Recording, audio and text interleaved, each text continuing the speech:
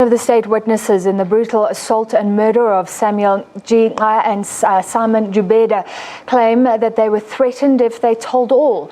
Malou van der Westhuizen is testifying in the murder trial of G.A. and Jubeda.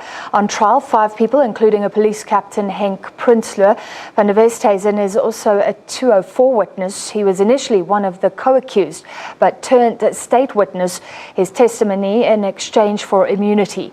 He also detailed the role each of the 6 accused, including himself, played in the assault of the pair, and how one of the accused hit the deceased with a revolver which broke. This was also an instance in which one of the farm workers were assaulted on the head with a monkey spanner. From the stand, Van der Westhuizen apologized to the families for the violence he meted out to the deceased, as well as for using the K word.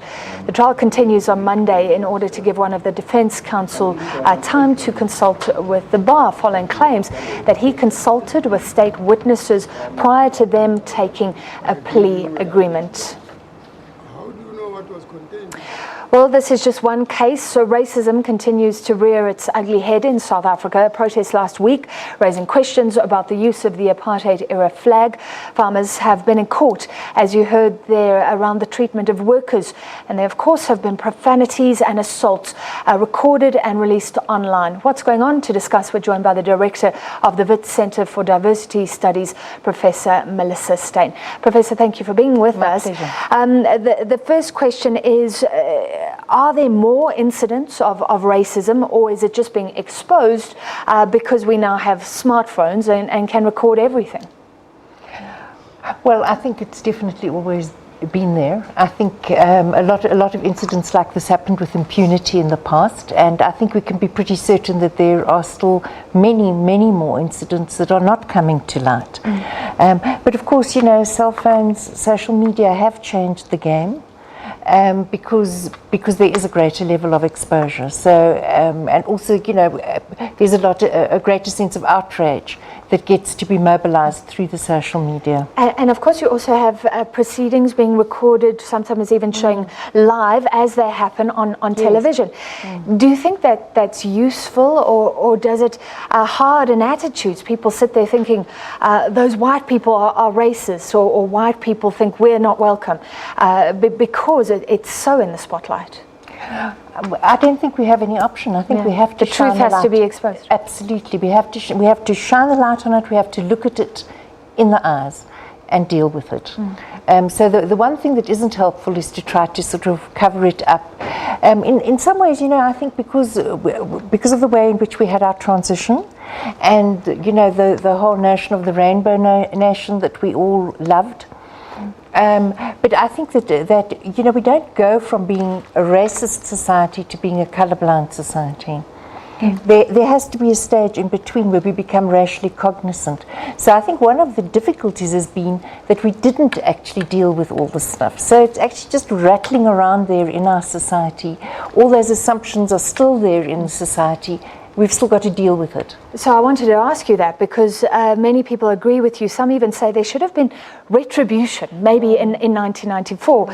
Some sort of punishment, maybe even a wealth tax, considering how many white people got wealthy off the back of that system.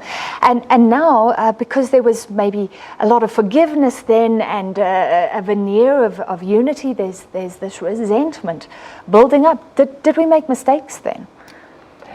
You know, I think that it's easy for us to look back on it now and say we should have done that. At the time, things were so volatile. I think that the primary requirement of that particular era was to try to just hold things together. So I think we have to remember just how on the edge we were at the time. Having said that, there's no doubt it's not just some white people who benefited from apartheid. We all benefited from apartheid as white people. There's no question about that. And I think we did miss an opportunity. It might not necessarily have been retribution that we had to go for, but certainly education. I think we didn't educate people. You know, after Nazi Germany, there was a whole program of re-education of people.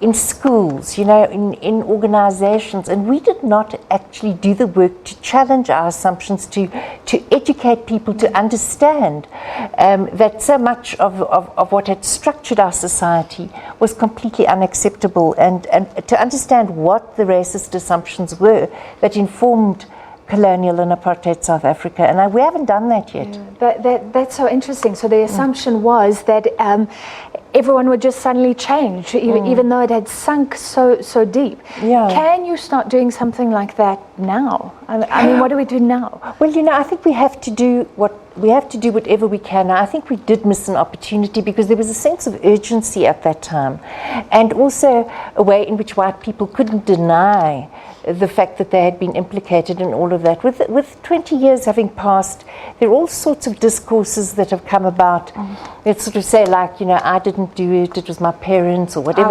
I was young or whatever. So it's more difficult to do it now, but I think we have to. We have to introduce into schools, we have to educate our young people around history, because there's a whole way in which we're constructing ignorances around the past too. Yeah. We've got to deal with it. Otherwise, it's just going to keep haunting us. And you can't say to people, well, even though we should, just stop it, because it's an attitude, something in your heart.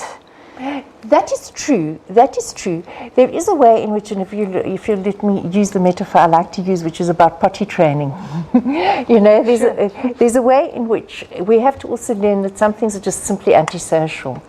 So there are things that just like if you're teaching a little child just stop. How to become part of society, there are things that we have to know you don't do. Like you don't blacken your face when you go to a party.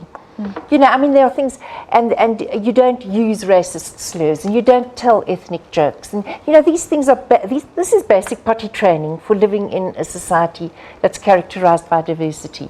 So some of that is about just laying down certain ground rules for our society. Yeah. There's still something that lurks, though. It was interesting that woman who was caught profanities against law enforcement officials, and she said afterwards she couldn't remember what she said. Almost something lying underneath that comes up. Forgive me for being skeptical about that. Yeah, I don't really buy that, to be honest. But I think what it does show us is that in a situation where your emotions are more fraught, where you get thrown back more into a kind of a default, then one does see the things surfacing that you might be editing out when you're in a slightly less fraught situation, So that education that you're talking about leads to a more fundamental change. But exactly. Force people to think about their attitudes. That's right. And about really, really surfacing those assumptions that are around there I suppose you could call it our collective unconscious, if you like. But the stuff that is down there that is still structuring the way people think, and they've never actually really surfaced it and looked at it and dealt with it. When you look at all these cases, does it seem to you like, okay, these are individual cases, crazy people, or is it a structural problem in our society, like you say? Seriously, we have to understand that modernity, the whole sort of modern age, has been shaped through white supremacist thinking. So truly, it's in the DNA of our society. It's in the way in which all of our institutions, all our organizations, all our knowledge constructions have all worked with these assumptions that are deep in it. So it's not like we have normal societies and normal organizations with a thin little sprinkling of racist dust that we can just take a feather duster and wipe it off with. We've got to do really deep work. Lots of work to be done. Lots of work. We have to do that. And I think that there is a way in which things are quite fraught, and that also has to do with a lack of leadership, because I think leadership can also encourage us to aspire towards being our best selves, or to make us feel that we can just let it all hang out. Let's leave there. What should South African leaders be doing and saying? Well, definitely to be calling us to account in terms of the ways in which we're interacting on social media, for example, but also to be taking the leadership in terms of the kind of education program that I was talking about. All right, thank you so much for your time this evening. That was Professor Melissa Steyn from Wits University.